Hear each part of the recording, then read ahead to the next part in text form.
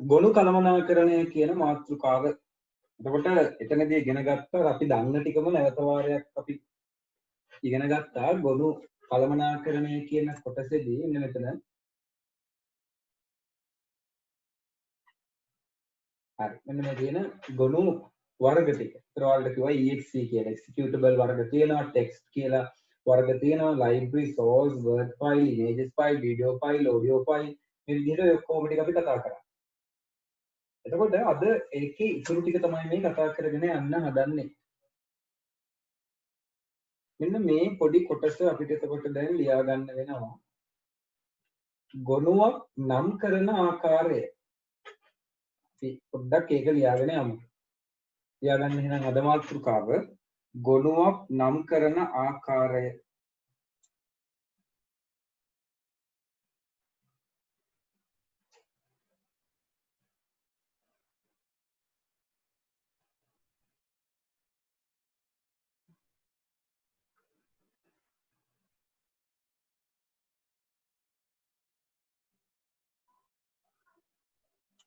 ගොනුවක් නම් කරන ආකාරය naming file.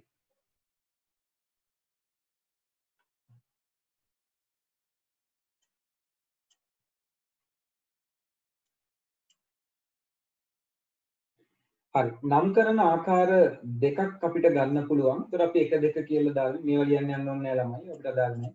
ඒ ආකාර දෙක පළවෙනි එක primary name. primary name ගොනුවක් නම් කරන ආකාර දෙකකින් පළවෙනි එක primary name. පරිශීලකයා විසින් දෙනු ලබන නාමය. ඒ කියන්නේ ඔයා දාන නම් ඔයාලට පුළුවන් ඕනින් ෆයිල් එකකට නමක් දෙන්න. ඒ දෙන නමට අපි කියන්නේ primary name කියලා. පරිශීලකයා විසින් දෙනු ලබන නාමය.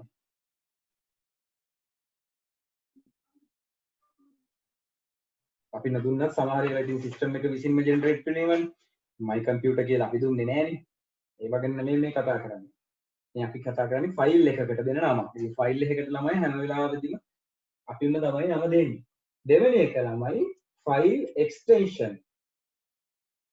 file extension. මේ ෆයිල් එකේ වර්ගය extension කියන්නේ. පින්තූරයක්ද, සින්දුවක්ද, වීඩියෝ එකක්ද කියලා ඒක වෙන් වෙන්නේ ඔන්න extension එකකින්. file extension. ඒකෙදි අපිට ලියා ගන්න පුළුවන් ගොනුව අයත් වර්ගය. එච්චරයි. ගොනුව අයත් වර්ගය. අපි පිළිබඳ අදහස ලබා දෙය කියලා ලියන්න ඕනේ. file extension කියන්නේ ගොනුව අයත් වර්ගය. type එක.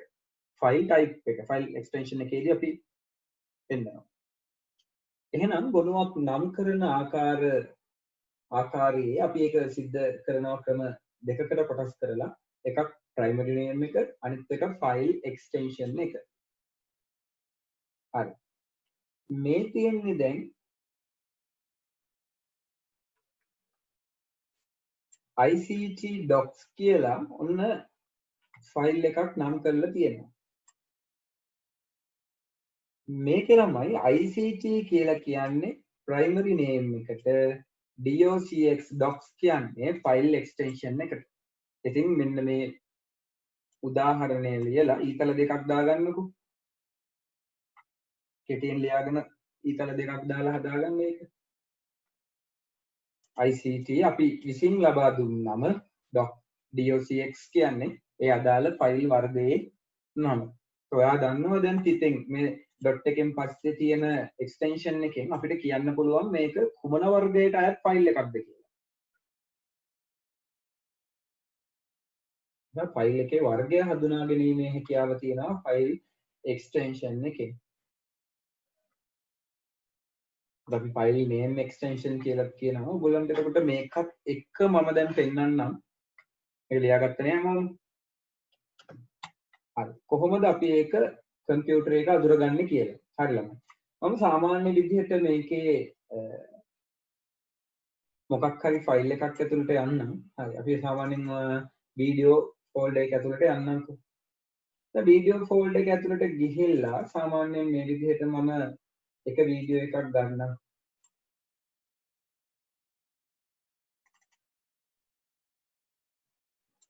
හරි. දැන් ඔයාලට පේනවා මේකේ හැම වීඩියෝ එකකම ළමයි නමක් තියෙනවා. නේද? මේ introduction හැදින්වීම Python සිංහල. එතකොට මේ නමට අපි කියනවා අර කලින් ඉගෙන ගත්තා primary name එක.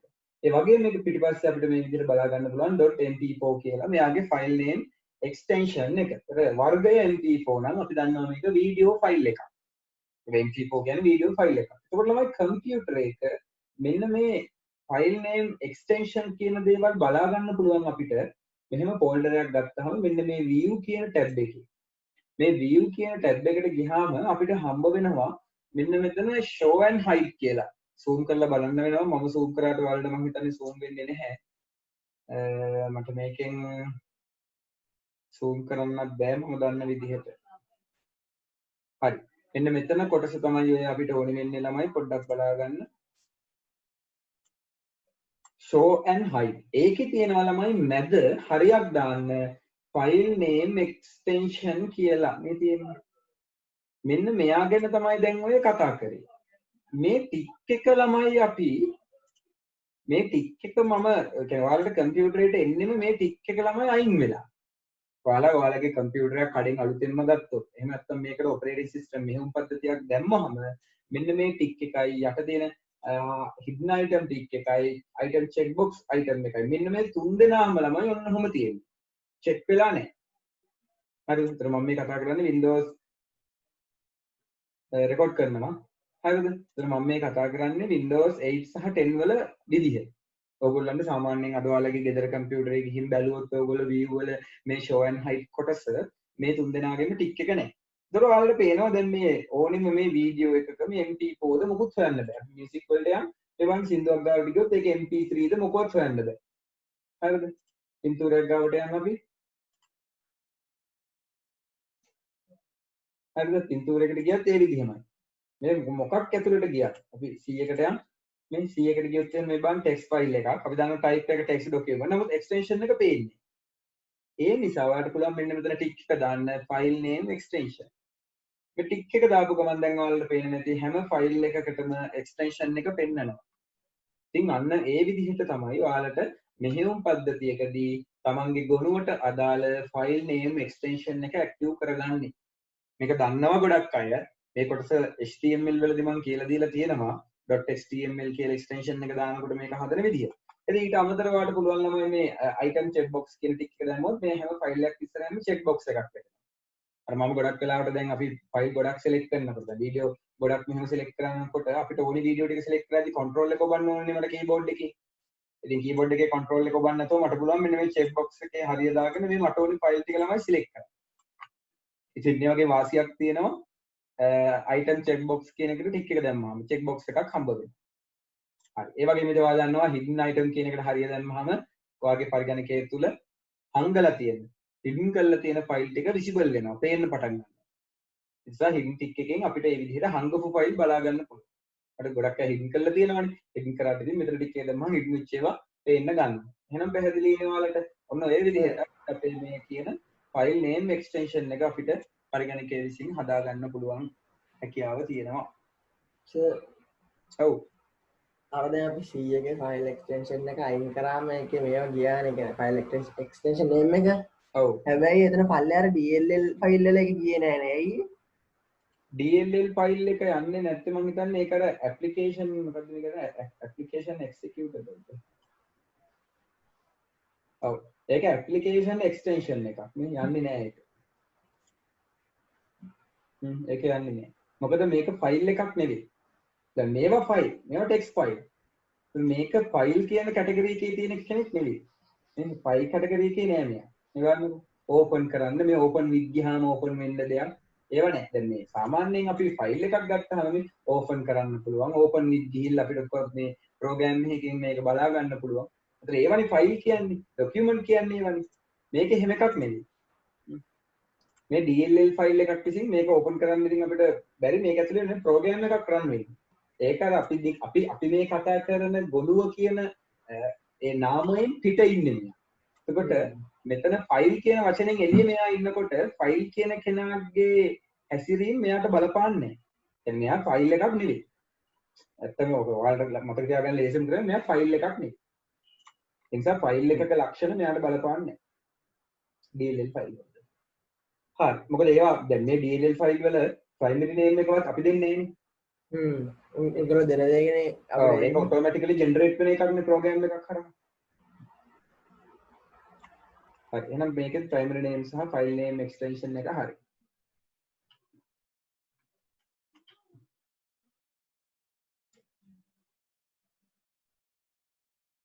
හරි. executable ෆයිල් ටික හරි අපි ඊගර මේ ගොනු වල වත්කම් අපි කතා කරා මේ සතියේ.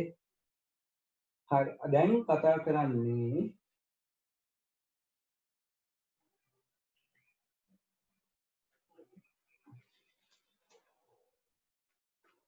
අපි කතා කරන්නේ මෙන්න මෙයා ගැන. ලියා ගන්න මාතෘකාව ගොනු නාමාවලිය සහ ගොනු සංවිධානය. ගොනු ගොලලු ගොනු නාමාවලිය සහ ගොනු සංවිධානය.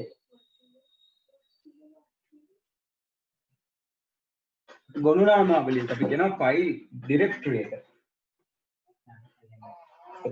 ෆයිල් නෙමෙයි සෝරි ෆෝල්ඩර් ඩිරෙක්ටරි එක.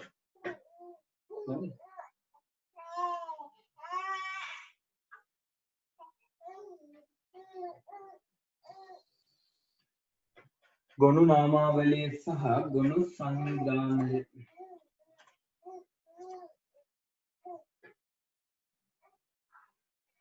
මේක තමයි මේ ප්‍රධාන මාතෘකාව විදිහට ගන්නෙ. මේ අතේ අපි අනුමාත්‍රිකාවක් ලියා ගන්නවා.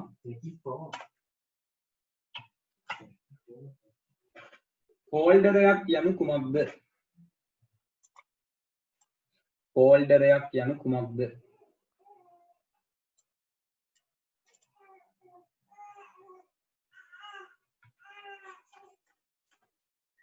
අපි ඒක ඉංග්‍රීසියෙන්ම ලියා ගමු එතන.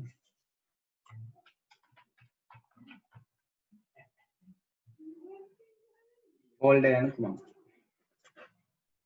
හරි අපි කලින් කතා කරේ ෆෝල්ඩර්ස් ගැන නෙවෙයි ළමයි ෆයිල් එකක් ගැන. ෆෝල්ඩර් එකක් කියන්නේ මේ තියෙන්නේ මේ කහ පාටින් පෙන්නන්නේ ෆෝල්ඩර්. එහෙනම් මේ ඔක්කොම කහ පාටින් පෙන්නන්නේ ෆෝල්ඩර්. ඒතර දැන් මෙන්න මේ රතු පාටින් PDF කියලා කියන්නේ ෆයිල් එකක්. එහෙනම් මේ Photoshop PSD කියන්නේ ෆයිල් එකක්. ඒතර මේක RAR ෆයිල් එකක්. මේ පින්තූරේ TIF ෆයිල් එකක්. මේ සින්දුවක් ෆයිල් එකක්. මේවා ෆයිල්. මේක JPG ෆයිල් එකක්. හැබැයි මේ කහ පාට ඒවා ෆෝල්ඩර් එක. පැහැදිලිද? ඔය ගොඩක් අය ෆෝල්ඩර් වල ෆයිල් එක පැටලෙනවා. ෆයිල් එක කොපි කරන්න එහෙමද කියන්නේ. ෆයිල් එක කොපි කරන්නද ෆෝල්ඩර් එක කොපි කරන්න කියලාද කිව්වේ. ෆිල්ම් ෆෝල්ඩර් එක කොපි කරන්න ෆිල්ම් ෆෝල්ඩර් ඇතුලේ තියෙන ෆිල්ම් ෆයිල් එකක් කොපි කරන්න. වචන දෙක අතර ළමයි ගැටන එකට කරගන්න එපා. හරි ඒ නිසා මේක ෆෝල්ඩර් එකක් මේක ෆයිල් එකක්. හරි එහෙනම් දැන් අපි බලමු ෆෝල්ඩර් එකක් කියන්නේ මොකක්ද? හරි ඔයගොල්ලෝ දන්නවා ෆෝල්ඩර් එකක් ඇතුලේ තියෙන්නේ මොනවද? ෆෝල්ඩර් එකක් ඇතුලේ තියෙන්නේ ආයි පාරක් මොනවද? ෆයිල්. ෆෝල්ඩර් එකක් ඇතුලේ තියෙන්නේ ෆයිල්. හැබැයි ළමයි ඒ ෆෝල්ඩර් එකේ ඇතුලේ තවත් ෆෝල්ඩර් තියෙන්න පුළුවන් මේ විදිහට. ෆෝල්ඩර් එකක් ඇතුලේ ෆෝල්ඩර් ඇතුලට යන්නත් පුළුවන්. ඒ වගේම ඒ ෆෝල්ඩර් ඇතුලේ ෆයිල් තියෙන්නත් පුළුවන්. හරි ලියා ගන්න එහෙනම්.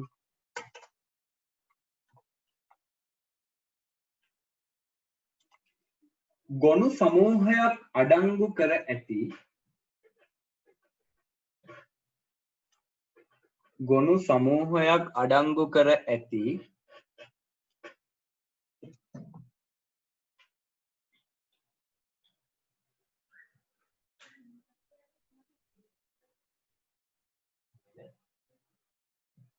ඒකකයක්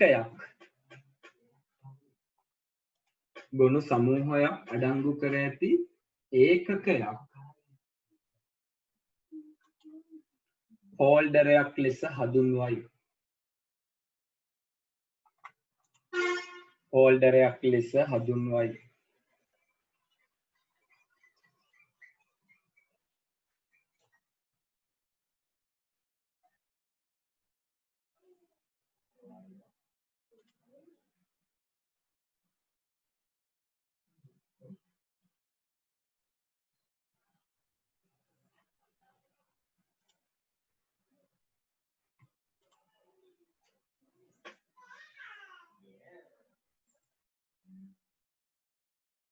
හරි ඒ වගේම අපි මේක ගැන තව ලියා ගන්න ඕනේ මෙන්න මෙහෙම දෙයක්. දැන් මේ ෆෝල්ඩර් තැන්පත් කරන්නේ ළමයි අපි ද්විතීකාචායනයක් තුලනේ. හරිද? පෙන් ඩ්‍රයිව් එකක් තුල, හાર્ඩ් ඩිස්ක් එකක් තුල, මෙමරි චිප් එකක් තුල මේ වගේ දෙයක් තුලනේ අපි ෆෝල්ඩර්ස් තැන්පත් කරගන්නේ. එතකොට මෙහෙම ෆෝල්ඩර්ස් මේවා තැන්පත් කරාට පස්සේ අපිට ළමයි මේ තැන්පත් කරන ෆෝල්ඩර්ස් හරිම පහසුවෙන් හොයන්න පුළුවන්. මේ ෆෝල්ඩර් එකක් හදන එකේ අරමුණත් ඒකනේ. අපි ඩෙස්ක්ටොප් එක ගත්තොත් එහෙම ඩෙස්ක්ටොප් එක පුරාවටම අපිට පේන්න තියෙනවා මේ ෆෝල්ඩර්ස් අයිකන් වලට අමතරව. ඔයගොල්ලෝ දන්නවා මේ දැන් ඩෙස්ක්ටොප් එකේ මේ පේන ගොඩක් දේවල් අයිකන්. හැබැයි මේ අනිත් දේවල් ඔක්කොම මොනවද ෆෝල්ඩර්ස්. මම මේ ෆෝල්ඩර්ස් හදාගෙන තියාගෙන ඉන්නේ ළමයි. මම නිතරම වැඩ කරන මට නිතරම අවශ්‍ය වෙන ෆෝල්ඩර්ස් ටික. ඒක මට පහසුවෙන් හොයන්න ලේසි. මේ ෆෝල්ඩර් එකක් ඇතුලේ මේ විදිහට අපිට අවශ්‍ය කරන ෆයිල් වර්ග අපි ගණනාවක් තැන්පත් කරගෙන තියාගෙන ඉන්නවා. හරි. එහෙනම් අපි අන්න ඔය කොටසත් චුට්ටක් ඔතන ලියා ගමු.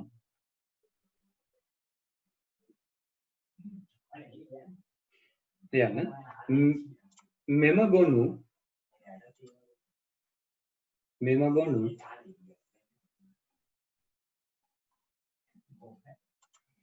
ද්විතීක ආචායන තුල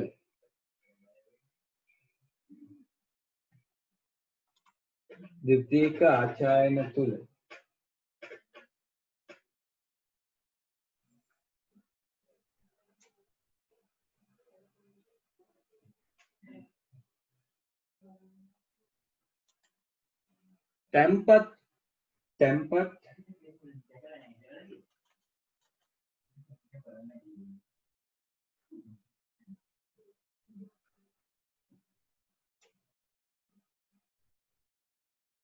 කිරීමෙන්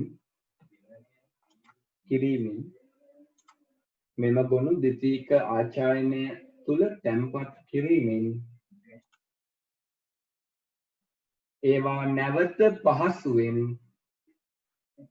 සොයාගත හැකිවීම. ද්විතීක ආචායනය තුල තැන්පත් කිරීමෙන් ඒවා නැවත පහසුවෙන් සොයාගත හැකිවීම.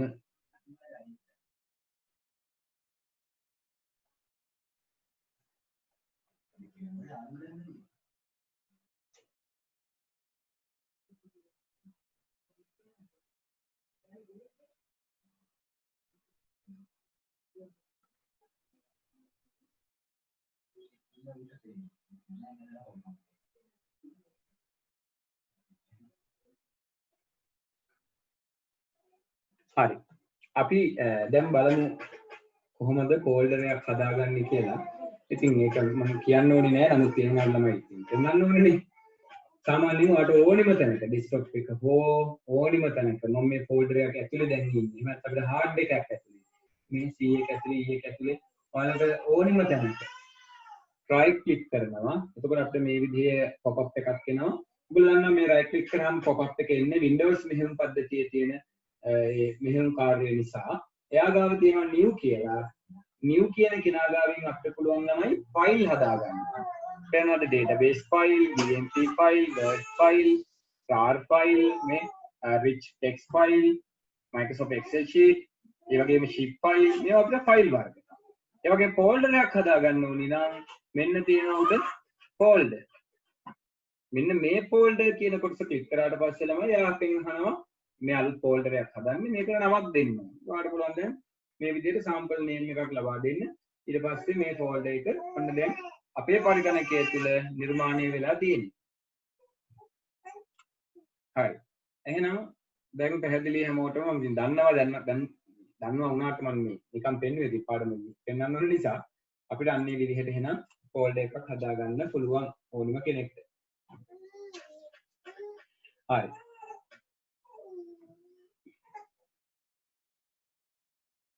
ඊගාවට අපි ලියාගමු යටතේ නැවත තව අනුමාත්‍රිකාවක්. ගොනු ව්‍යුහය.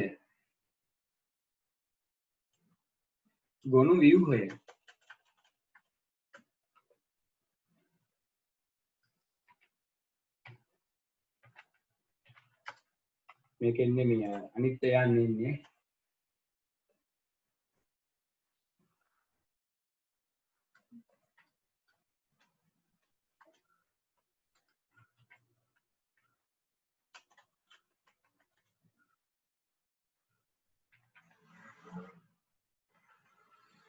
व्यूह ඒක තේරෙන්නේ නැහැ නිසා ලියන්න.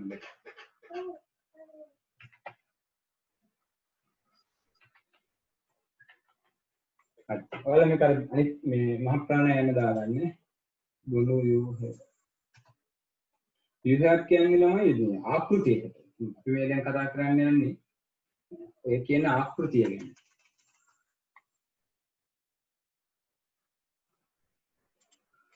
හරි.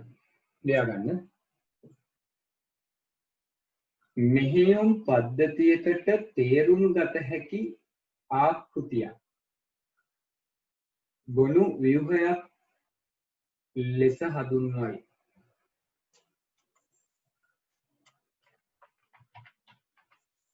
මෙහෙයුම් පද්ධතියකට තේරුම් ගත හැකි ආකෘතියක්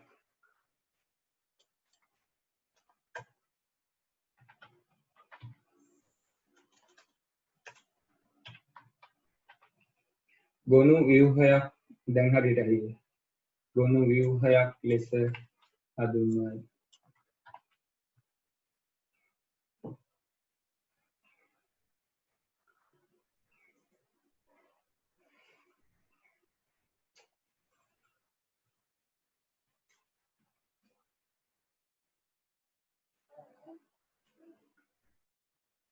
හරි. එතකොට ළමයි පරිගණකයට මේක තේරුම් ගන්න බැරි නම් පරිගණකයට මේක කියවන්න බෑනේ.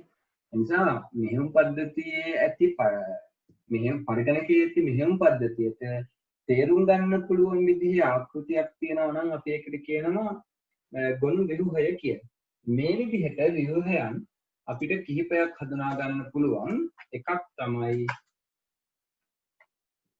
පාඨ ගොනු.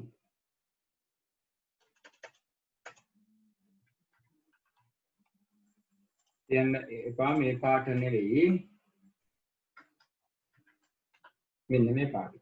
පාඨ ගොනු. පාඨ කියන්නේ ළමයි ටෙක්ස්ට් කොටස් වචන වලට.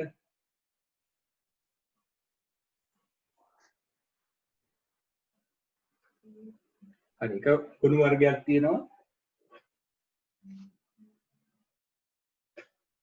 පාඨ ගොනු කියලා.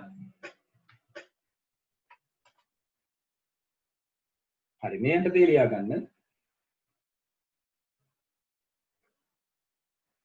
පාඨ ගොනුවක් යනු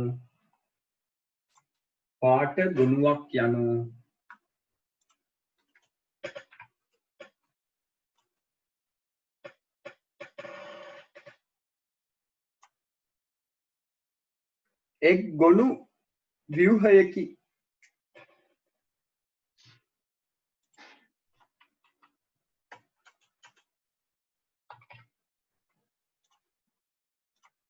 එක් ගොනු ව්‍යුහයකි.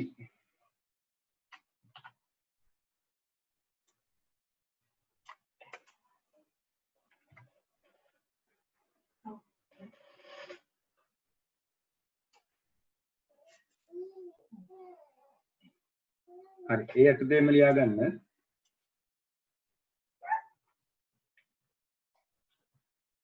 පේලි රසකින් සමන්විත අනුලක්ෂණ සමූහයක් තැන්පත් කරන ලද ගොනු පාඨ ගොනු ලෙස හඳුන්වයි. හරි එකපාරක් මම කිව්වා ඔයාලා බලා ගන්න මම හදන්නම්. පේලි රසකින් සමන්විත අනුලක්ෂණ සමූහයක් තැන්පත් කරන ලද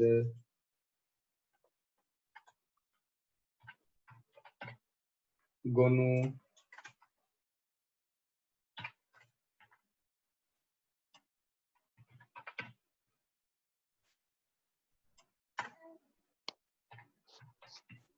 පාඨ ගොනු ලෙස හඳුන්වයි.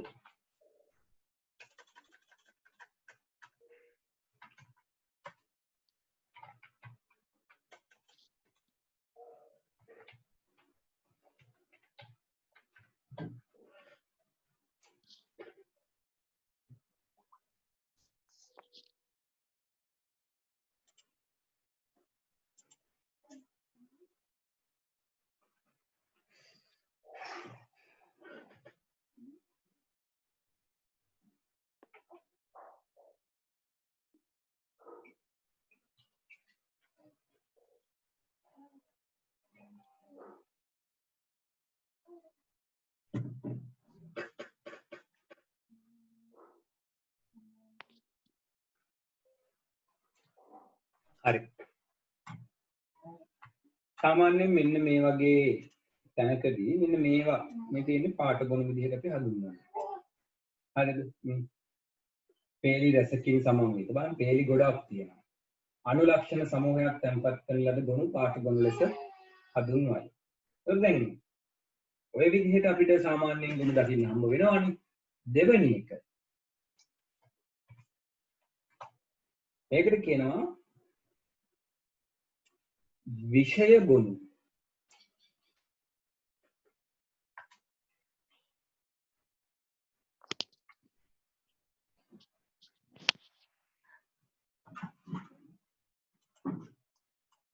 විෂය ගොනු.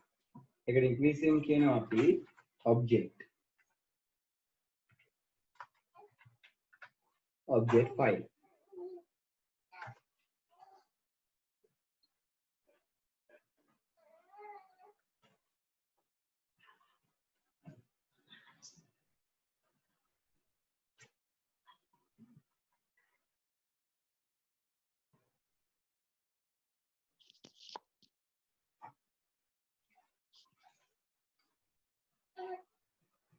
හරි එහෙනම් මෙයා ගැනත් ලියා ගන්න. පරිගණකයේ සකසනයට තේරුම් ගත හැකි. පරිගණකයේ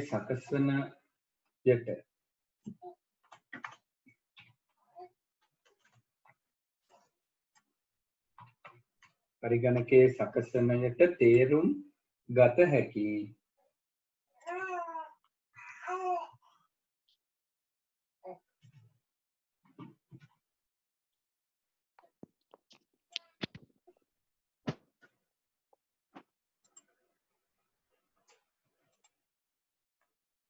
උපදෙස් අඩංගු කරන ලද ගොනු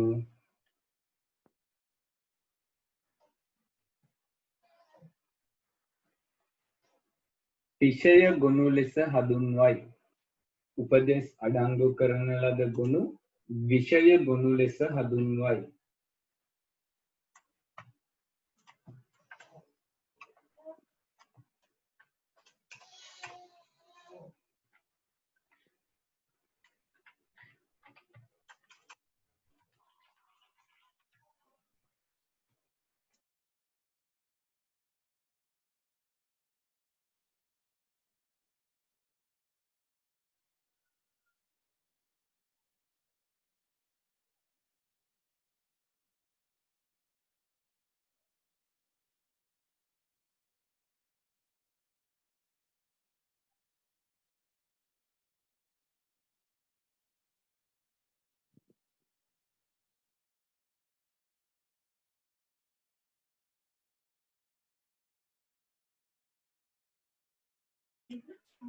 හරි ළමයි මේ ඉස්කෝලේ පටන් ගන්න දිනේ දන්නවද? අවදාද? දින 100කට පස්සේ හොදේ පාසල් නිමාඩුව. දින 100ක පාසල් නිමාඩුවකට පසුව පාසල් ආරම්භ වන දිනය. ජූනි 29 පාසල් ආරම්භය සිදු වන බව අධ්‍යාපන අමාත්‍යාංශය පවසනවා. ජූනි 29 දින පාසල් ළමුන් ගෙන්වන්න නැහැලු. ඊට පස්සේ ජූලි 6 සඳුදා දරුවන් වෙනුවෙන් පාසල් ආරම්භ කරනවා. 5 ශ්‍රේණිය 11 ශ්‍රේණිය 13 ශ්‍රේණිය සිසුන් පමණක් එදිනට පැමිණිය යුතු වෙනවා. ජූලි 17 දක්වා මෙම ශ්‍රේණිවල දරුවන්ට පාසල් පැවැත්වෙනවා. ජූලි 20 දරුවන් වෙනුවෙන් පාසල් ආරම්භ කරනවා. අනිත් දරුවන් වෙනුවෙන් 10 ශ්‍රේණිය 12 ශ්‍රේණිය සිසුන් පමණක් එදින. ජූලි 20 10 12 යනවා. ජූලි 27 වෙනිදා 3 4 6 7 9 වෙනුවෙන් ආරම්භ කරනවා. සම්පූර්ණම ඉස්කෝලේ පටන් ගන්න ලබන මාසේ 27. ඕගොල්ලන්ට පටන් ගන්නවා ජූලි 6 වෙනිදා. අපිට කිව්වේ ඕගොල්ලන්ට 2020 මේ අවුරුද්දේ විභාග ලියන අයට තමයි ජූලි 6 පටන් ගන්නෙ. 21 කට්ටියට පටන් ගන්නෙ ජූලි 20. අපොයි තව මාසයක්. ඒකනේ ඔය මෙහෙම ගෙදෙට්ට වෙලා ඉන්න දෙනවා කියන්නේ. 10 වසරයි 12 වසරයි ඕගොල්ලෝ ජූලි 20 පටන් ගන්න. මේ ඔයාලට පේනවනේ මම මේ දාලා තියෙන එක. ඒ කියන්නේ ජූලි 20 ඉඳන් දිගටම ඉස්කෝලේ. නෑ. ඔව් ජූලි 20 දා ඔයගොල්ලන්ට දිගටම ඉස්කෝලේ. 27 වෙනිදලු 3 4 6 7 8 9 ඔක්කොටම පටන් ගන්නවා. ඒසොට ආය දොස්තු නිවඩු වෙනවනේ. ආය අගෝස්තු නිවාඩුවක් නෑ ඉතින්. ඔව් අගෝස්තු මෙහෙමයි. අගෝස්තු ඉස්කෝලේ. ඇයි යන්නේ අගෝස්තු මේ A level නෑනේ. A level සැප්තැම්බර්නේ. ඒසොට අපිට සැප්තැම්බර් නිවඩු සෙට් වෙන්නේ. ඔව් ආයේ නිවාඩුව සෙට් වෙනවා. මං කියන්නේ ඔයගොල්ලන්ට මොන හරි රස්සාවක් එහෙම කරන්න තිබ්බා. මේ මාස දෙක තුනට හොයාගන්න තිබ්බ කීයක් හරි. අපට අගෝස්තු ඉස්කෝලේනේ එතකොට ඔයාලා කොණ්ඩ කපලා ඇයි අගෝස්තු වල මොනවද කරන්න හිටියේ? අගෝස්තු වල කොණ්ඩේ වල තමයි ඉතින් කොණ්ඩේ වල මොනවද කරන්න හිටියේ වැඩ වගේ. ඉතින් අගෝස්තු කියන්නේ ඉතින් සැප්තැම්බර් හරි හැබැයි අපිට පන්ති පටන් ගන්න හම්බ වෙනවා මේ මාසේ.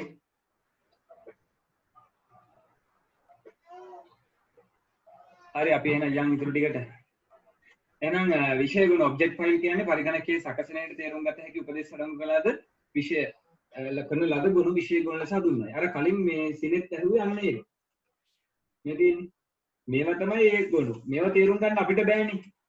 මේවා තේරුම් ගන්න පුළුවන් කම්පියුටරේ ප්‍රොසෙස් එකට විතරයි. මේවා අපිට තේරුම් ගන්න බැරි නිසා තමයි මේවා මේ ක්ලික් කරලා ඕපන් කරන්න බැහැ. සාමාන්‍යයෙන් මේවා අපිට ෆයිල් එකක් වෙනම ෆයිල් ඕපන් view එකකින් ගන්න බෑ. ඒකට හේතුව තමයි මේවා අපිට තේරුම් ගන්න බෑ. මේවා තේරුම් ගන්න පුළුවන් පරිගණකයේ සකසනයට පමණයි. හැබැයි මේ උඩ තියෙන ඒවා අපිට තේරුම් ගන්න පුළුවන්. මේ සයිඩ් එකකින් වැටෙන්නේ ඕපන් කරනවා මේ රයිට් ක්ලික් කරලා ඕපන් කරාත් මේ බලන්න. ඒක ඇතුලේ මේ you have received the software the terms and condition කියලා මේක ඇතුලේ තියෙනවා අපිට කියුවේ. දැන් මේවා මොනවද මේ පාට? පාට කියන්නේ words වචන. වචන use එක තේරුම් ගැනීමේ හැකියාව තියෙනවා. හැබැයි මේ DLL ෆයිල් එකක් මම මේ notepad එකකට ගෙනල්ලා දැම්මොත් මේ බලන්න. මේකෙත් වචන අපිට තේරුම් ගන්න පුළුවන්. නමුත් මේක ඇතුලේ කියලා තියෙන මැසේජ් එක මොකක්ද කියලා අපි දන්නේ නැහැ. අපිට අවබෝධයක් නැහැ. මේවා ගැන අවබෝධයක් තියනවද අපිට? මේ මැෂින් ලැන්ග්වේජ් එක. කේත. ඉතින් මේක තේරෙන්නේ ළමයි පරිගණකයේ process එකට සකසන එක. ඒකයි මම ඔයාලට දැන් මේ කියලා දුන්නේ කොටස.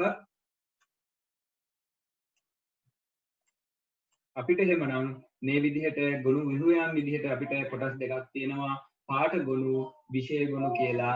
පාඨ ගොනු කියන්නේ ළමයි පේලි රසකින් සමන්විත අනුලක්ෂ්‍ය සමූහයක් තැන්පත් කරලා තියෙන කොටසකට. විෂය ගොනු කියන්නේ පරිගණකයේ සකසනයේ තේරුම් ගත හැකි උපදේශ අඩංගු කරන ලද ගොනුවකට. හරි. දැන් ඊගාවට අපි බලමු ආයි අනුමාත්‍රිකාවක් විදිහට එනවා ගොනු පද්ධති. එයා ගන්න ගොනු පද්ධති. fold system එකක් කියන්නේ මොකක්ද? fold system.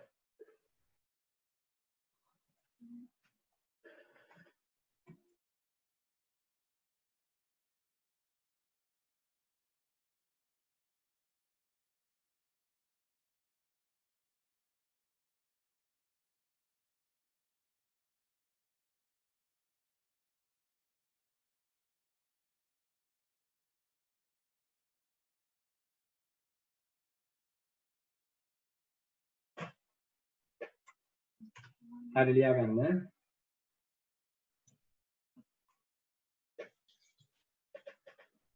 ගොනු නාමයන්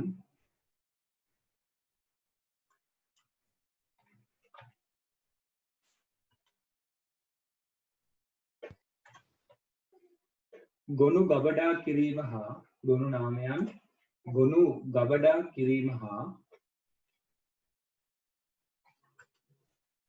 සංවිධානය කිරීමේ සමස්ත ව්‍යුහය. ගොනු නාමයන් ගොනු ගබඩා කිරීම හා සංවිධානය කිරීමේ සමස්ත ව්‍යුහය.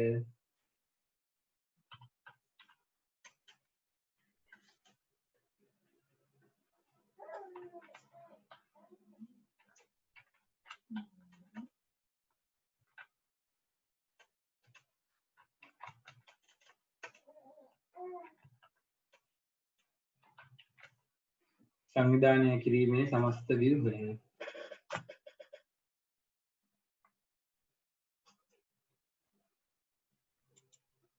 ගොනු පද්ධති ලෙස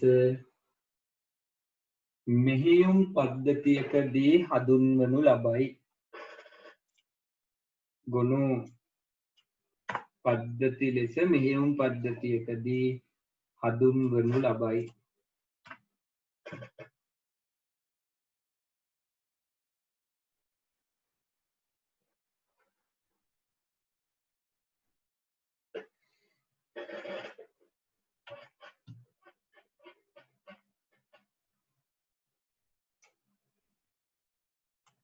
මෙහි ආකාර කිහිපයක් පවතී. මෙහි ආකාර කිහිපයක් පවතී.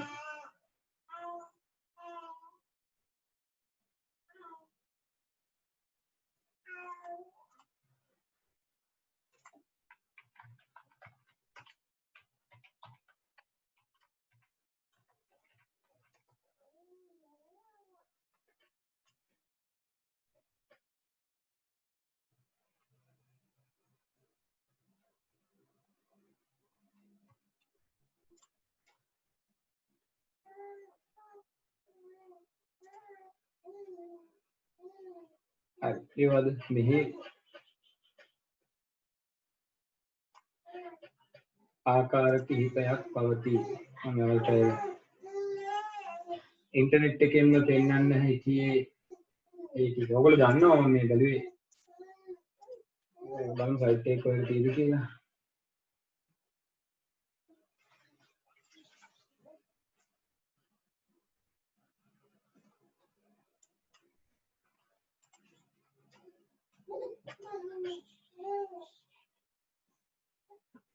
හරි මේ තියෙන example include කියලා තියෙනවා. මම දැන් මේ බින්දුව ගන්නම්.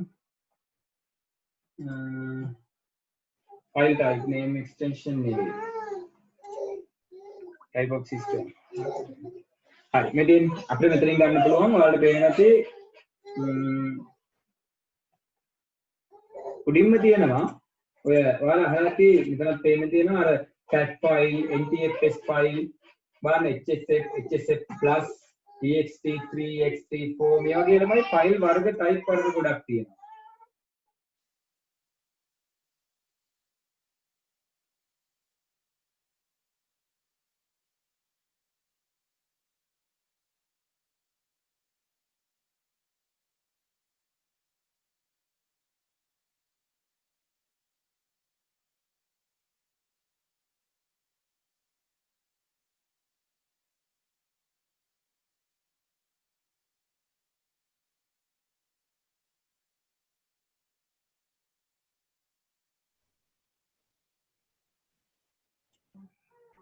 හරි එතකොට අපිට මේ දැනට කෙටියෙන් ලියා ගන්න පුළුවන් මෙන්න මේ ටික. හරිද? අපි ටික ලියාගෙන ඊට පස්සේ බලාගමු අනිත් ටික. ආකාර කිහිපයක් පවතී කියලා ඔයගොල්ලෝ මෙන්න මේ දැනට අවශ්‍ය අපිට ආකාර ටික ලියා ගමුකෝ. ඒක තමයි එකක් cat ලියා ගන්න. ඔක තමයි අඩුම එක තමයි. cat කියන එක මම කියන්නම් මොකද්ද කියලා. ඒකට path 32 කියලා එකක් ආවා.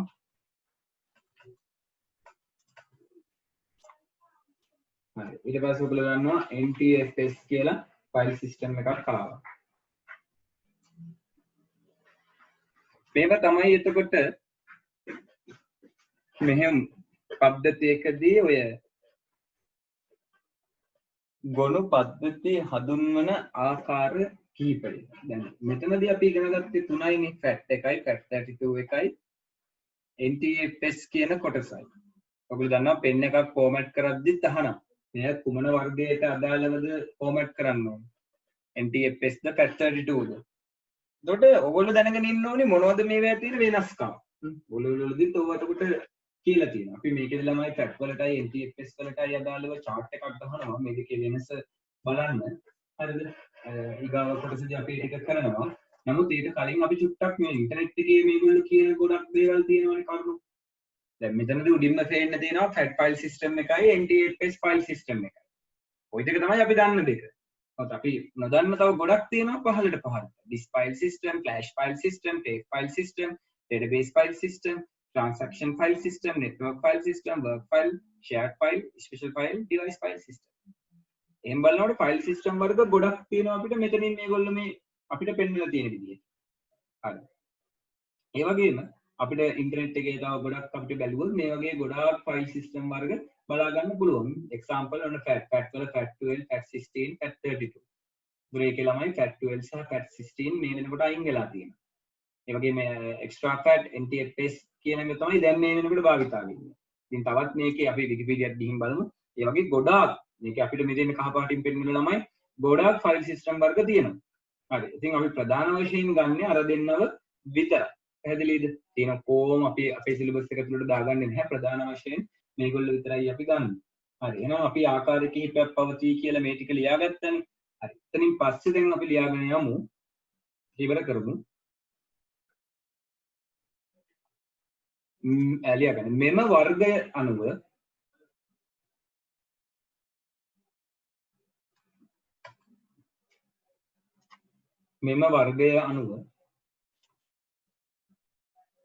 ගොනු නාමයේ අඩංගු කළ හැකි අකුරු ප්‍රමාණය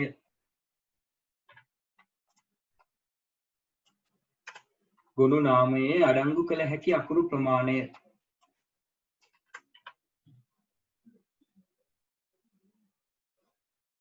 ගොනු නාමයේ අඩංගු කළ හැකි අකුරු ප්‍රමාණය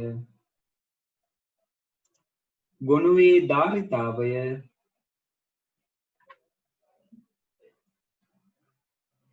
ගොනු ආරක්ෂණ ක්‍රමවේදය ආදිය තීරණය වේ.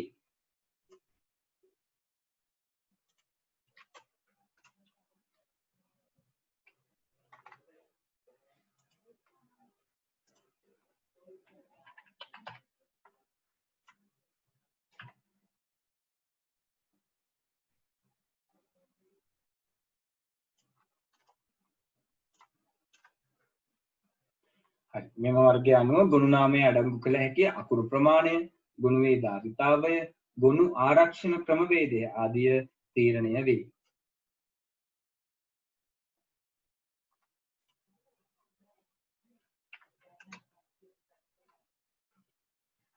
හරි. මේ කියන්නේ මොකක්ද? මේ කියන්නේ මෙහෙමයි. දැන් අපි ළමයි මේ ගොනු වර්ගය තීරණය කරනවා. හරිද?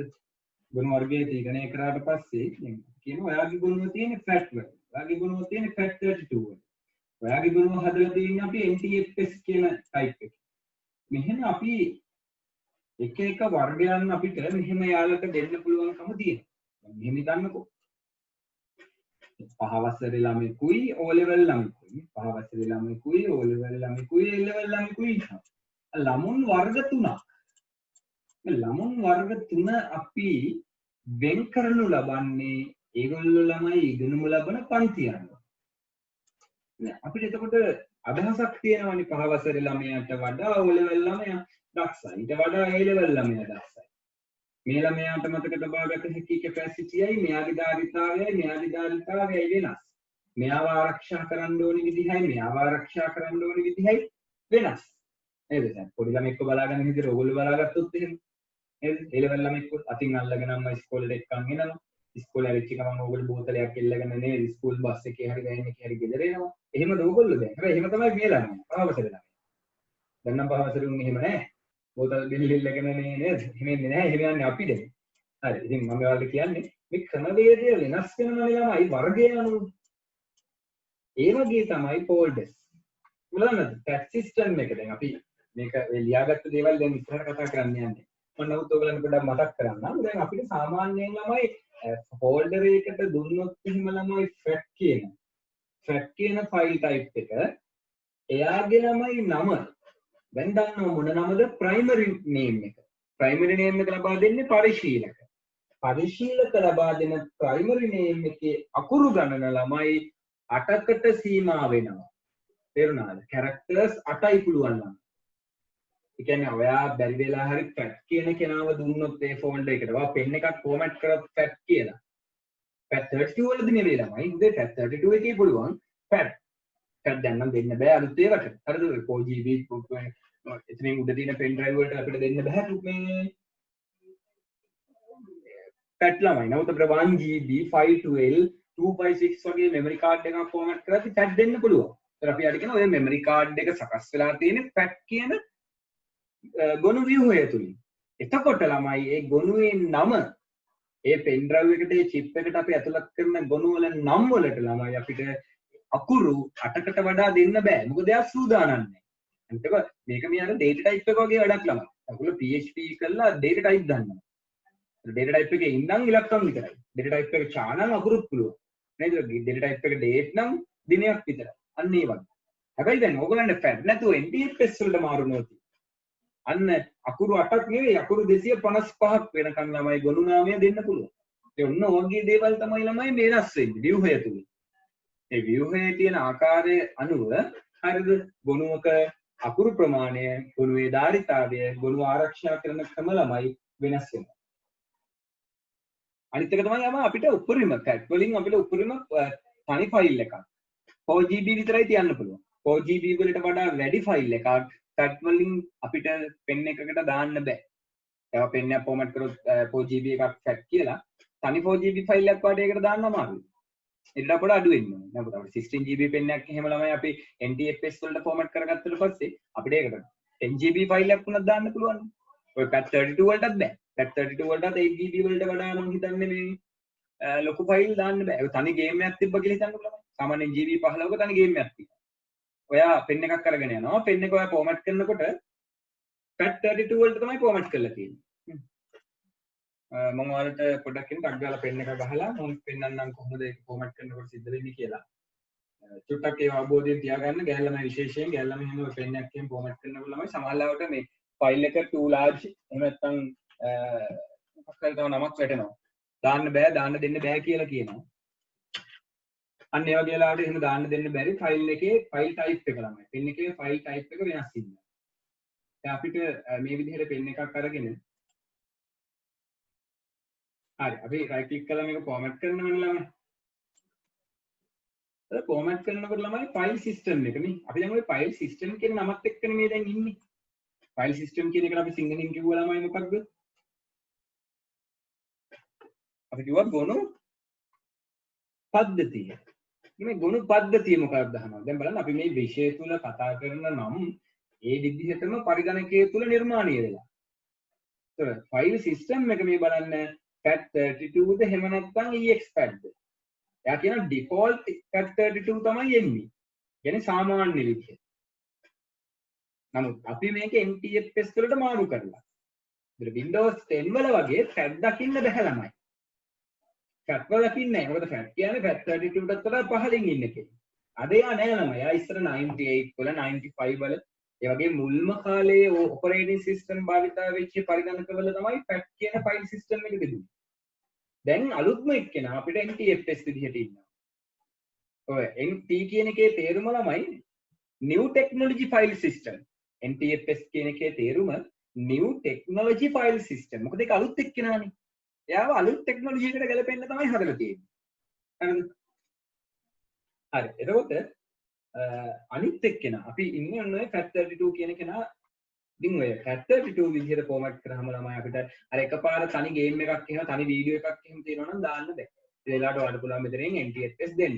allocation unit size එක යුනිට් එකකට allocate වෙන්න ඕනි size එක දන්නේ නැත්නම් ඒක default allocation size දීලා ඔයාලට මේ pen එක format කර ගැනීමේ හැකියාවක් තියෙනවා. සාමාන්‍යයෙන් NTFS දෙන්න 16GB වලට වඩා වැඩි pen එකකට.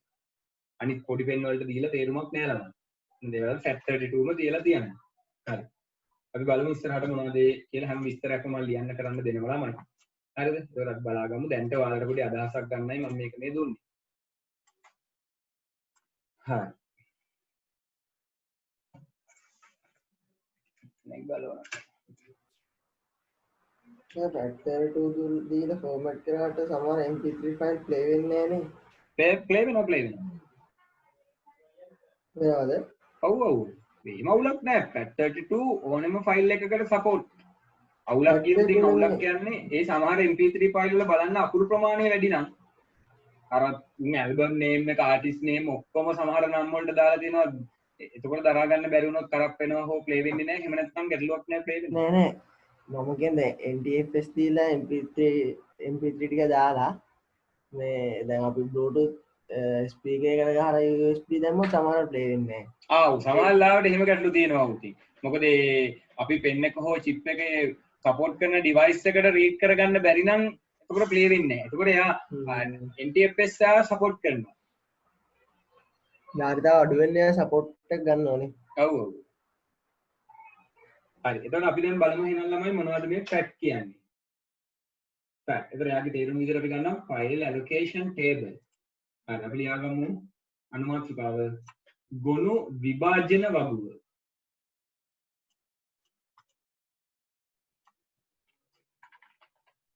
ගොනු විභාජන වගුව.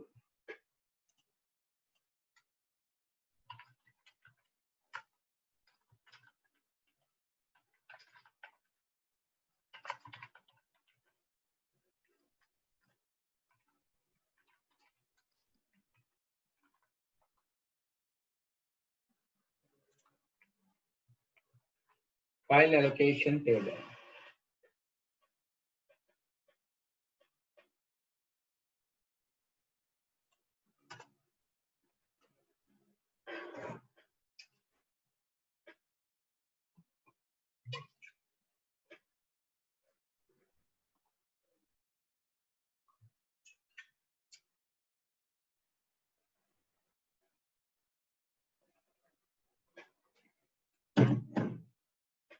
හරි මේකේ තේරුම එහෙනම් ලියාගමු.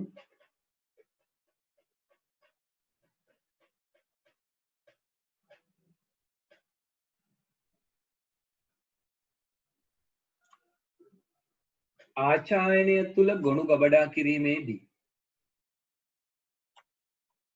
ආචායනය තුල ගොනු ගබඩා කිරීමේදී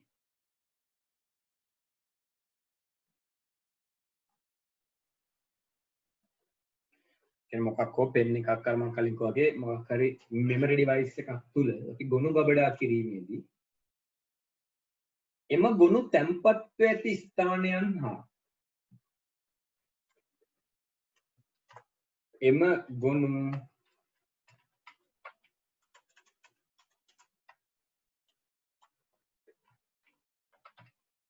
තැන්පත්ව ඇති ස්ථානයන් හා ගොනු නාමයන් පිළිබඳ තොරතුරු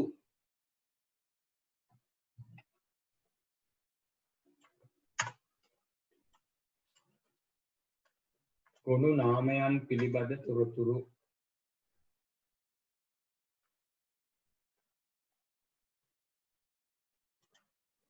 විශේෂිත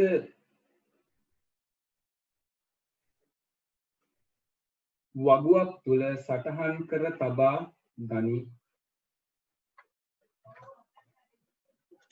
විශේෂිත වගුවක් තුල සටහන් කර තබා ගනී.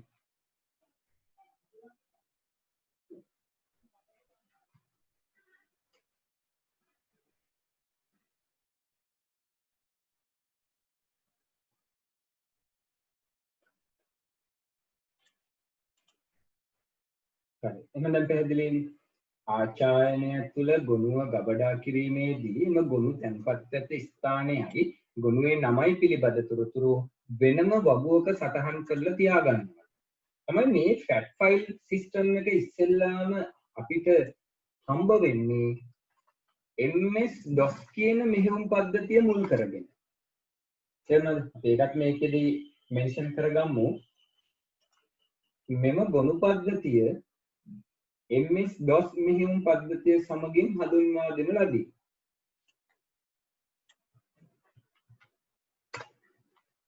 මෙම ගොනු පද්ධතිය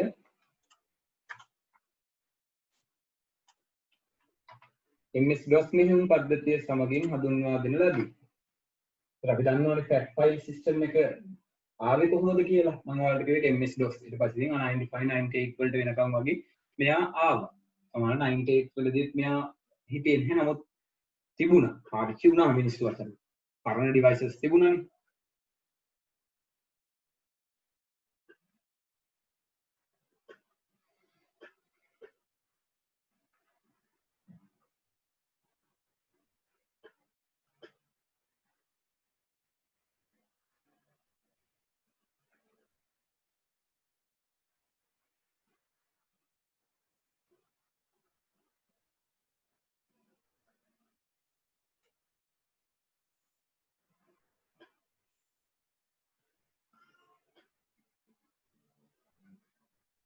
හරි. එතකොට තමයි මේ ඕකත් එක්කම අපි fact 32 ගැන කතා කරොත් මේ fact 32 එකේ fact එකේ ලොකු වෙනස්කමක් නැහැ. සමාන දේවල්මයි මේ දෙන්නටම තියෙන්නේ. fat-යි fat32යි. විශේෂත්වය තමයි fat32 fat එකට වඩා ටිකක් දියුණුයි. දියුණුයි කියන්නේ ළමයි වැඩිපුර ධාරිතාවයක් මතක තියාගන්න පුළුවන්. එකම දේවල් ටික නමුත් එයාගේ තියෙන දේවල් වැඩි. ධාරිතාවය වැඩි. ඒකෝර එතනින් විතරයි මෙයා විශේෂිත වෙන්නේ. හරිද? ධාරිතාවය කියන කොටසින් තමයි මෙයා fat වඩා වැඩි වෙන්නේ. ඔව් අපිට EX fat එකයි fat32 එකේ limitation බලා ගන්න පුළුවන්. අපි බලමුකෝ මෙහෙම EX fat and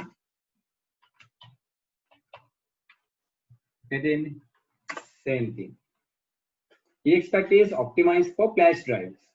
Pen drive වලට වගේ ඒවට තමයි EX fat එක optimize කරලා තියෙන්නේ. Design to be lightweight the file system. Lightweight file system කියන්නේ කුඩා ප්‍රමාණයේ file system like fat32. But without the extra features and overhead of NTFS and without the limitations of FAT32, extra fat has very large limits on file and partition size. 11 storage file much larger than 4 GB allowed by FAT32. So FAT32 වලදී GB 4කට වඩා වැඩි file එකක් වුණා එයා allowed කරනවලු. extra fat එක optimize කරලා තියෙනවා කියලා කියන්නේ සාමාන්‍යයෙන් අර light weight file වලට. ඉතින් මේකෙදි තියෙන එකම limitation එක තමයි විශාල ප්‍රමාණයේ file වලදී ළමයි EX fat කියන ක්‍රමවේදය හරියන්නේ නැහැ. විශාල පරිමාණයේ file වලට EX fat හරියන්නේ නැහැ. ඒ වගේම ඉතින් FAT32 එක තැනකදී ළමයි මදි වෙනවා. එතකොට අපිට මේකෙදිත් මේගොල්ලෝ කියන්නේ NTFS වලට මාරු දිය යුතුමයි. හරිද? හරි. පාලට මේකේ මේ different between කියලා මේකෙත් ගිහිල්ලා බලන්න පුළුවන් ළමයි අපිට. පුළුවන් තරම් අමතර දැනුම අවශ්‍ය නම් පුළුවන් තරම් refer කරන්න ඉන්ටර්නෙට් එකේ තියෙන වෙබ්සයිට්ස්. හරිද? අපිට මේකෙදිත් පෙන්නන මේගොල්ලෝ optimize flash drive FAT32 විතර ඉස්සරහ GBB දාලා තියෙන අපිට කොහොමද විස්තර ටික. හරි. මේ විදිහට අපිට ඒක බලා ගන්න පුළුවන් limitations වල ඉඳලා හැමදේම. different between FAT32. හරි. මොකද අපිට කාලය ඉතුරු කරගන්න පුළුවන් බොරු මම මේක කියවලා ආයෙ ඔයගොල්ලන් කියලා දෙනවට වඩා.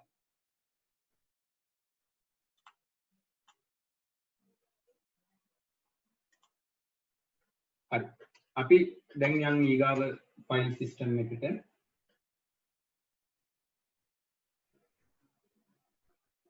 ඊගාව කොටස ලියාගන්න.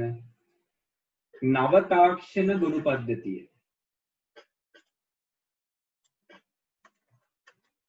නව තාක්ෂණ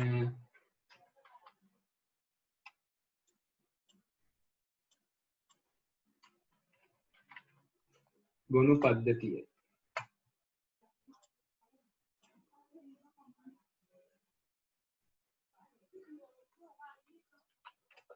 අපි ඒකට කියනවා new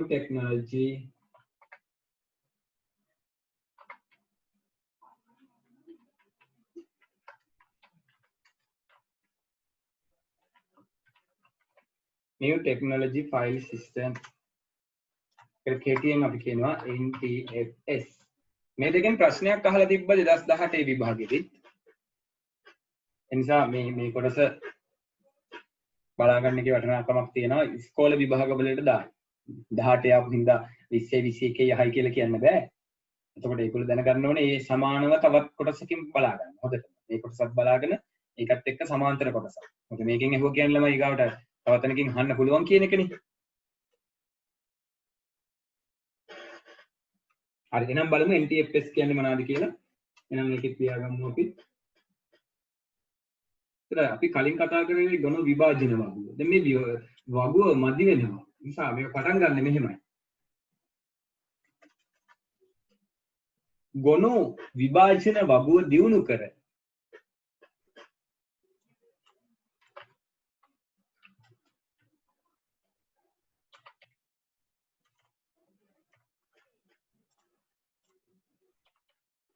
ගුණ විභාජන වගුව දියුණු කර Microsoft සමාගම මගින් හඳුන්වා දෙන ලද පද්ධතියකි. මේක හඳුන්වලා දීලා තියෙන්නේ Microsoft. මේ වචනේත් අපි දැන් දැනගත්තා. ගුණ විභාජන වගුව දියුණු කර Microsoft සමාගම මගින් හඳුන්වා දෙන ලද පද්ධතියකි.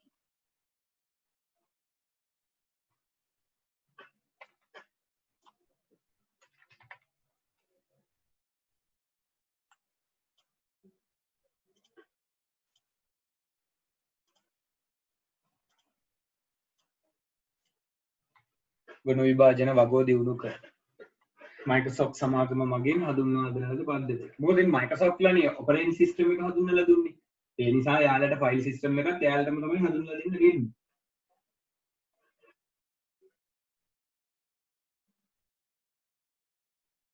එහෙනම් මේකේ හිමිකාරීත්වය, අයිතිකාරත්වය Microsoft සමාගමට තමයි ළමයි හම්බ වෙන්නේ.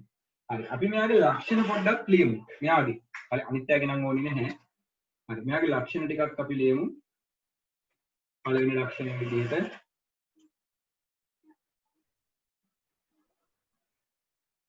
විශාල දෘಢ තැති. මම හදන්න. මම මේක කියලා ඊට පස්සේ හදන්නම්. දෘಢ තැති මම මේක හදන්නම්. සදහා සහයෝගීත්වය වර්ධනය කර ඇත. හරි. විශාල දෘಢ තැති.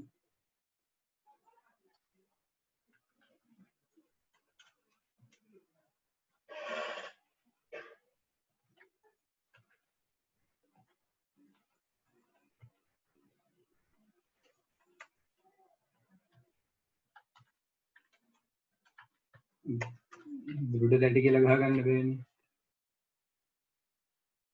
දෘඩ තැටි. දෘඩ.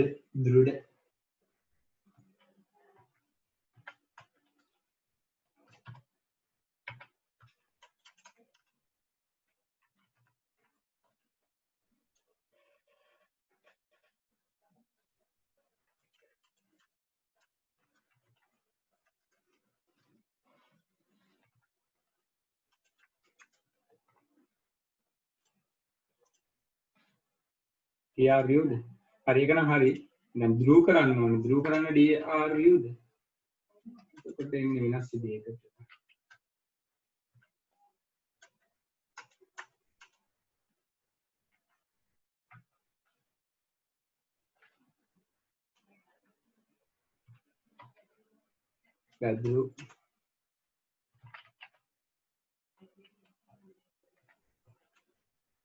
ධ්‍රුව වෙනව කමන්නේ.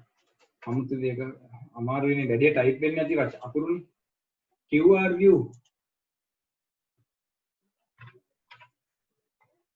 ඔන්න ඔහොම එන්නේ. crew කමන්නේ.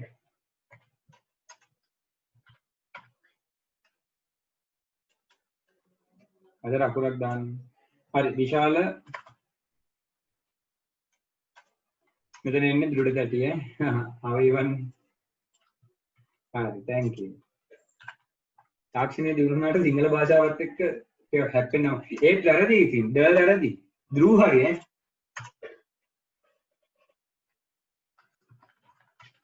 නහම එන්නේ ධ්‍රුව. ඔන්න ඕකේ. විශාල දෘඩ තැටි. තැටි සඳහා සහයෝගීත්වය වර්ධනය කර ඇත.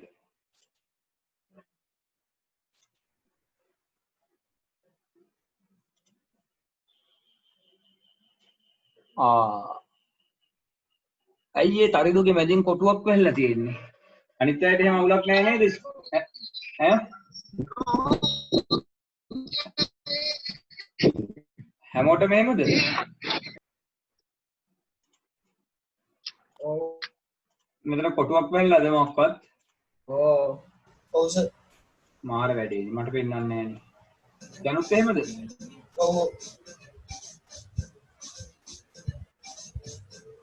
ඔයගොල්ලෝ කලින් කියන්න එපා දෙයියනේ.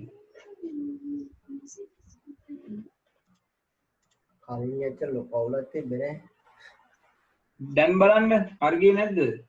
හැම මේ කොහෙට ගියත් එහෙමද? දැන් මේ ඩෙස්ක්ටොප් එකට ආවත් එහෙමද? ඔව්. මැසේජ් බලද්දී මේ දෙයක් නෑ. දැන් මම මැසේජ් උත් අයින් කරා.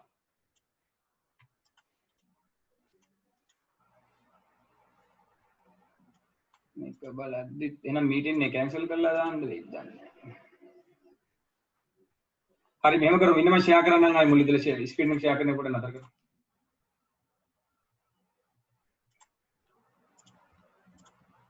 දැන් බලන්න. දැන් හරි. කලින් දවස්වලත් තිබ්බලු. ඉතින් කවුරුත් කිව්වේ නැහැ. ගොල්ලෝ කිසිම දෙයක් කියන්නේ මයික් එකක් ඔන් කරන්නේ නැහැ කියන්නේ නැහැ. හරි. එහෙනම් ඊගාවකට යමු.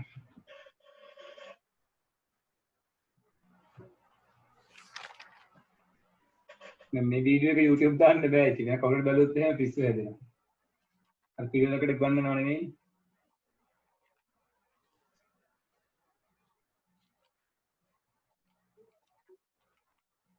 අර ලියාගන්න දෙවෙනි එක.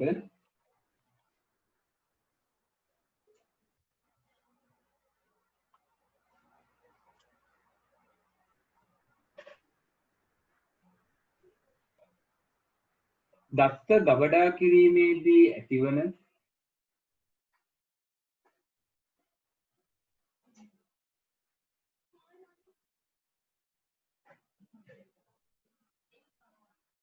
දෝෂ දත්ත ගබඩා කිරීමේදී ඇතිවෙන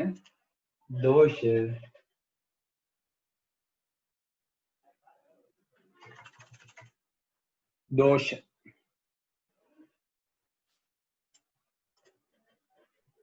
ඔන්න දත්ත ගබඩා කිරීමේදී ඇතිවෙන දෝෂ නිරාකරණය කිරීමේ හැකියාව අඩංගු කිරීම. ඕකේ එතකොට ෆැට් ෆයිල් සිස්ටම් වල තිබුණ නැහැ. මොන හරි ප්‍රශ්නයක් වුණොත් ඒ දෝෂ නිරාකරණය කරන්න බෑ. ඒකෝර මේගොල්ලෝ මේකට ඒක ඇඩ් කරා. දත්ත ගබඩා කරද්දී ඇතිවෙන දෝෂ නිරාකරණය කිරීමේ හැකියාව.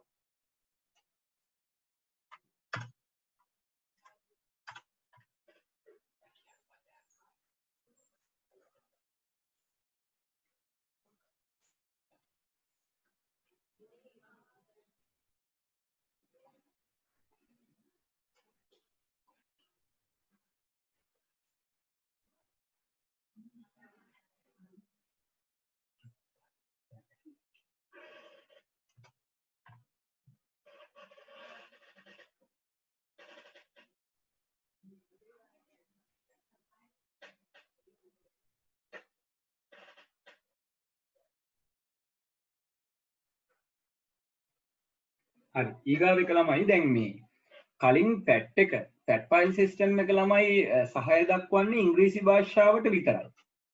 වෙනත් භාෂාවක් සමග කටයුතු කරන්න එයාට හැකියාවක් නැහැ. නමුත් මේ NTFS ෆයිල් සිස්ටම් එකේදී අපිට පුළුවන්කම තියෙනවා දැන් ඒකනේ මේ පුළුවන්කම ලැබිලා තියෙන්නේ අපිට පුළුවන් ෆයිල් නේම් එකක් ෆෝල්ඩර් නේම් එකක් වගේ දෙයක් ළමයි අපිට ඕනෑම භාෂාවකින් නම් කරන්න. දැන් අපිට සිංහලෙන් උනත් නම් කරන්න පුළුවන්කම ලැබිලා තියෙන්නේ ඒ හින්දානේ. හරිද? මම ආයෙ ඉස්සෙල්ලා කලින් පෙන්නුවේ.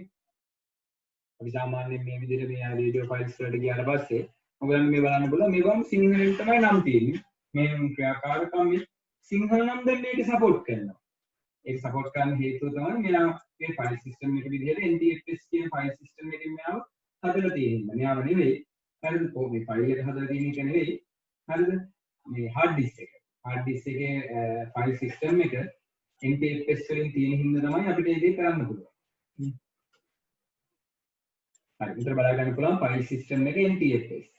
NTFS තියෙන නිසා ඒ ඇතුලේ ඒක යටතේ ඉන්න සියලුම දෙනා යුනිකේත වලට සහාය දක්වනවා. මේක අපිට ඊගාව ලක්ෂණීය විදිහට ලියන්න පුළුවන්. මෙම පද්ධතිය යුනිකේත සඳහා සහාය දක්වයි.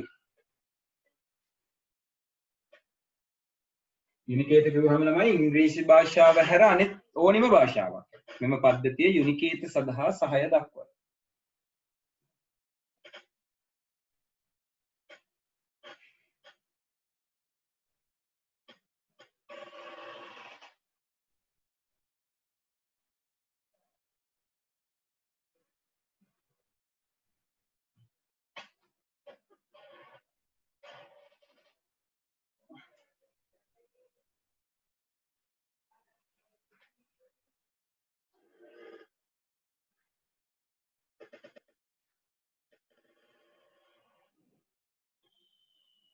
හරි ඊගාව කොටස තමයි මෙයාට විශේෂිත ආරක්ෂක ක්‍රමවේද මේගොල්ලෝ හඳුන්වා දීලා තියෙනවා. දැන් කලින් ෆයිල් සිස්ටම් වලදී නැති ආරක්ෂණ ක්‍රමවේද. කලින් මේකේ කතා කරා. අපිට මේ ගොනුව කාටද ඕපන් කරන්න ඕනේ. මොන වගේ ඇක්සස්ද අපි මෙයාට දෙන්නේ. මම මතක ඇතුවන්ට පෙන්නවා. අනිත් දවස් කලින් දවසේ කරද්දි. ලියාගන්න. ගොනු ආරක්ෂාව සඳහා විශේෂිත වූ ක්‍රමවේද හඳුන්වා දී තිබීම.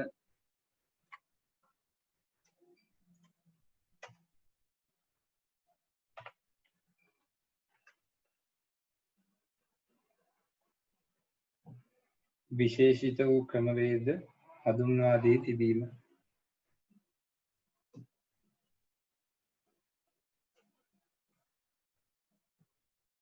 ඔයාලා ඔයාලට ලියා ගන්න පුළුවන් ළමයි එකක් මොන වගේ ක්‍රමවේදද කියලා එයි.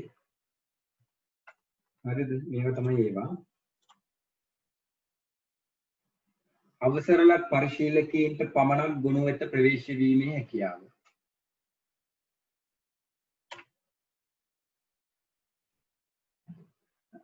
गुप्त केतනය භාවිතා කිරීමේ හැකියාව. මෙන්න මේ වගේ දේවල් තමයි ඔය හඳුන්වා දුන්න අලුත් දේවල්. අවසරලත් පරිශීලකයන්ට පමණක්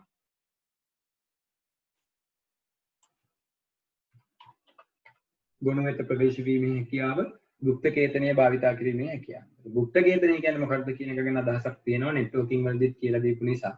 එන්ක්‍රිප්ට් කියන ඒවා গুপ্ත කේතනය අපිට වෙනස් කරලා යවන්න පුළුවන් දත්ත වෙනත් කෙනෙක් සොරකම් කිරීමට සෙට් කරන හින්දා දත්තවල ආරක්ෂාවට අපි গুপ্ත කේතනය පාවිච්චි කරනවා. එන්ක්‍රිප්ටේෂන්, ඩීක්‍රිප්ටේෂන්.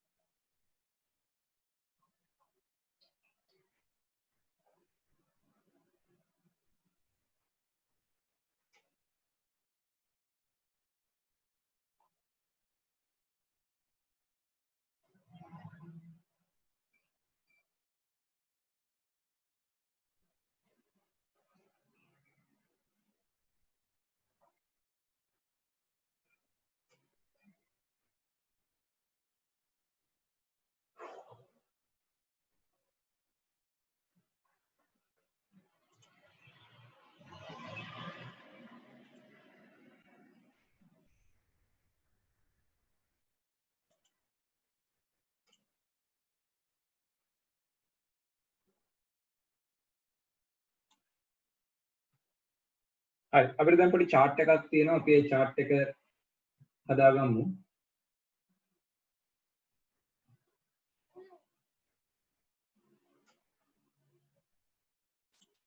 chart එක මෙන්න මේ විදිහට ගහගමු.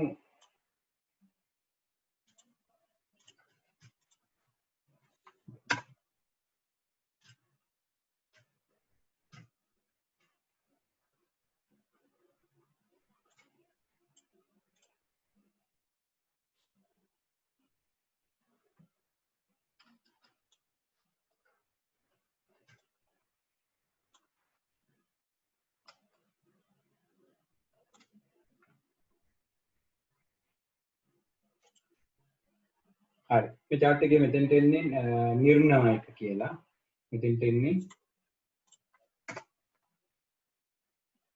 නිර්ණායක.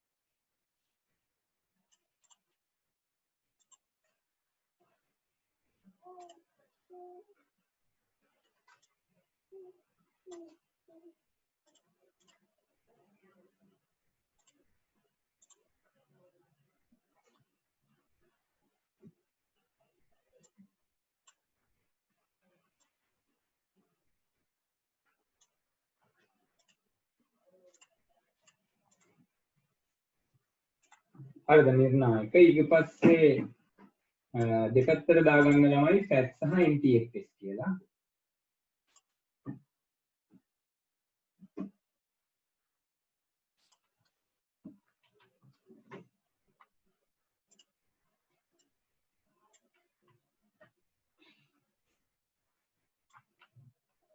අනේ chart එක පොඩ්ඩක් මතක තියාගන්න ඕනේ. chart එක එහෙම පොඩ්ඩක් අපිට ගදලා ප්‍රශ්නයක් දෙයක් අහන්න පුළුවන්. හරි ඊට පස්සේ අපි 1 2 3 4 5 මේක අපි කොටස් 5කින් ලියා ගමු. ඒක ඉවරයි. ඒ කියන්නේ මේ නිර්ණායක 5යි ළමයි තියෙන්නේ. 1යි 2යි 3යි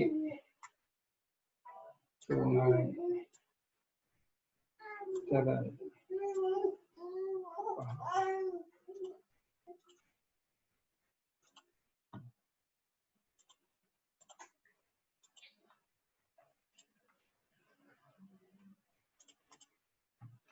and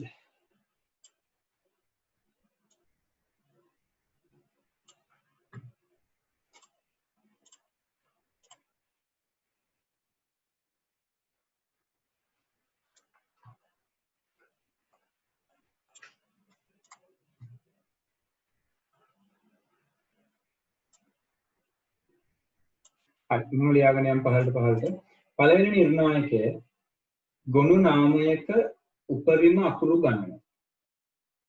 පළවෙනි නිර්ණායකය ගොනු නාමයක උපරිම අකුරු ගණන. ගොනු නාමයක උපරිම අකුරු ගණන.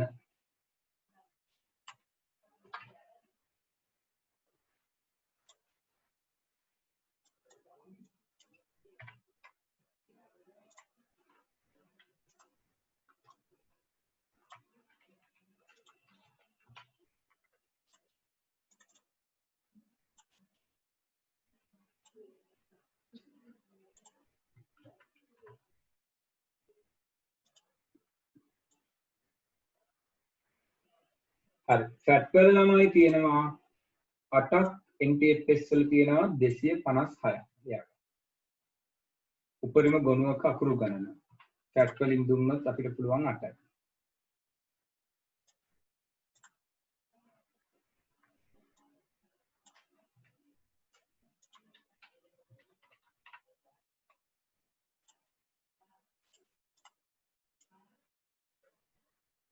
දෙවෙනි එක ගොනුවක උපරිම ධාරිතාවය.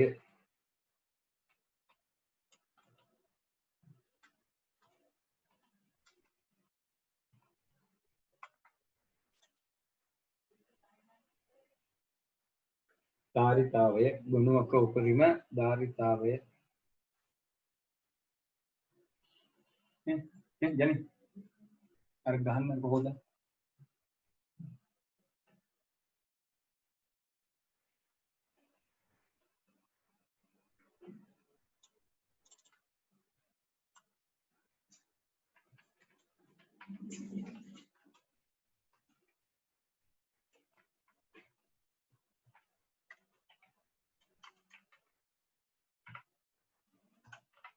ධාරිතාවයේ විදිහට අපිට හම්බ වෙනවා මෙතෙන්ට එනවා ළමයි 4GB.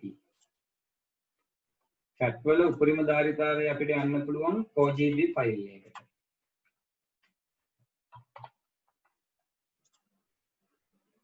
එතකොට අපිට NTFS දැම්මොත් තනි ෆයිල් එකක් හොදේ තනි ෆයිල් එකක් අපිට මේක ඇතුලේ හදන්න පුළුවන් උපරිම 16 ටෙරාබයිට්.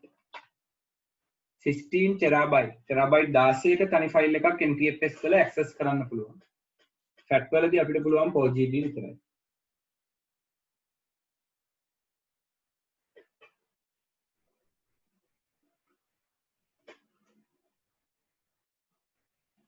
හරි ඊගාවට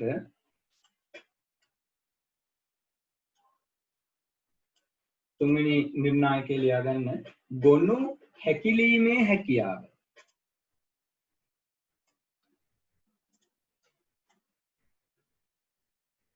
ගොනු හැකිලීමේ හැකියාව.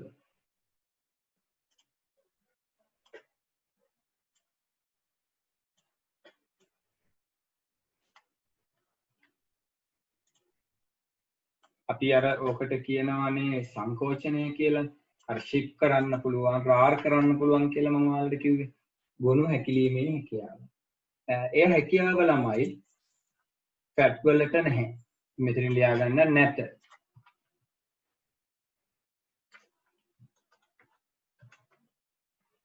හැබැයි NTFS වලට ගොනු සංකෝචනය කිරීමේ හැකියාව තියෙනවා. ඇත්ත. software use කරන්න පුළුවන්.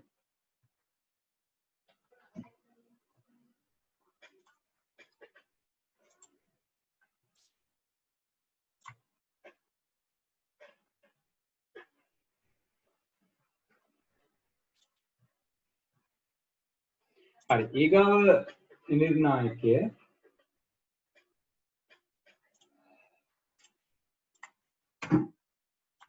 අකුරු සංකේතවලට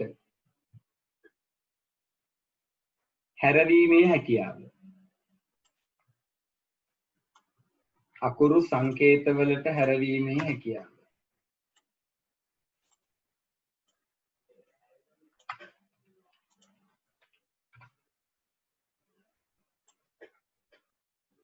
ඒකත් කලින් උත්තරේමයි. ෆැක්ට් වලට බෑ අකුරු වලට හරවන්න. හැබැයි NTFS වලට මේ වැඩේ කරන්න පුළුවන්.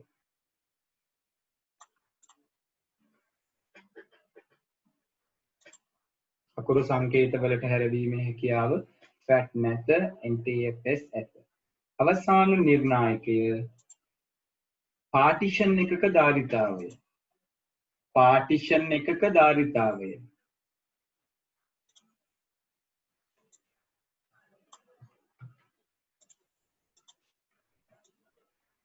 හાર્ඩ් එකේ පාටිෂන් එකක් එක කොටසක ධාරිතාවය.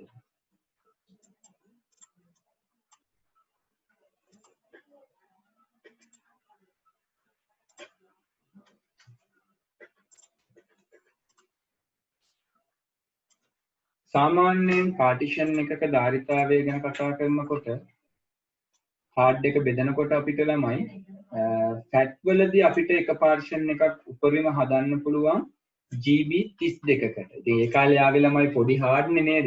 GB 40යි 60යි 80යි 120යි. මේ අපි මම පාවිච්චි කරපු පළවෙනි හાર્ඩ් එක GB 40යි. එහෙම පටන් අරගෙන තමයි අද වෙනකොට පරිගණකයක ළමයි උපරිම අපිට පුළුවන් ටෙරාබයිට් නෙවෙයි ළමයි එක පාර්ෂන් එකක් එක්සබයිට් අර EB එක්සබයිට් 16ක් වෙනකන් එක පාර්ෂන් එකක් හදන්න පුළුවන්. කියන්නේ හાર્ඩ් එක එතකොට එක්සබයිට් කීයක් වෙන්න ඕනද කියලා හිතන්නකෝ. ඔන්න අපිට ෆැක්ට් වලයි NTFS වලයි වෙනස. මේ දෙක තමයි එතකොට අපිට ප්‍රධාන වශයෙන් බලා ගන්න පුළුවන් MS DOS පරිගණක සඳහා දුන්න ෆයිල් සිස්ටම් එකත් Microsoft සමාගම ලබා දුන්නු නව තාක්ෂණික ෆයිල් සිස්ටම් එකත් අතර තියෙන ළමයි ප්‍රධාන වෙනස්කම් කිහිපයි. ඒතර මීට අමතරව තවත් වෙනස්කම් ගොඩක් තියෙනවා. ඔයාලට හොයලා බලන්න පුළුවන්. ඒ වෙනස්කමුත් මොනවද කියලා.